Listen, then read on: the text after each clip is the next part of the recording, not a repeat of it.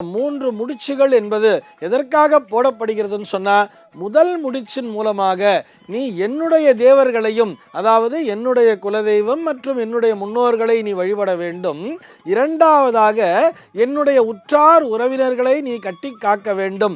அதாவது முதலாவதாக சொல்லப்படுவது தேவ யஜ்யம் என்பது தெய்வ நிலையை அடைந்தவர்களை நீ கட்டி காக்க வேண்டும். அதாவது அவர்களுக்குரிய ஆராதனைகளை நீ தொடர்ந்து செய்து வர வேண்டும் என்று கணவனானவன் மனைவிக்கு ஆணையிடுவது போல, இரண்டாவது முடிச்சின் மூலமாக மனுஷ யஜ்யம் என்று சொல்லப்படக்கூடிய, அதாவது என்னுடைய உற்றார் உறவினர்கள், என்னுடைய தாயார், தந்தை, தமக்கை, அண்ணன், தம்பி என்று எல்லோரையும் நீ அரவணைத்து செல்ல வேண்டும் என்பதற்காக இந்த இரண்டாவது முடிச்சையும், மூன்றாவது முடிச்சின் மூலமாக என்னுடைய வீட்டிலே இருக்கக்கூடிய பசு பட்சிகளையும் நீ கட்டி காக்க வேண்டும். அதாவது பசுமாடு முதலிய ஒரு மிருகங்களாகட்டும் அல்லது காகம் போன்ற பறவைகளாகட்டும் இவர்களையும் நீ கட்டி காக்க வேண்டும் என்கின்ற நோக்கத்தோடு இந்த மூன்றாவது முடிச்சினை இடுகிறேன் என்பது போல ஒரு சில தத்துவார்த்தமான கருத்துக்களை சொல்லி இருப்பார்கள்.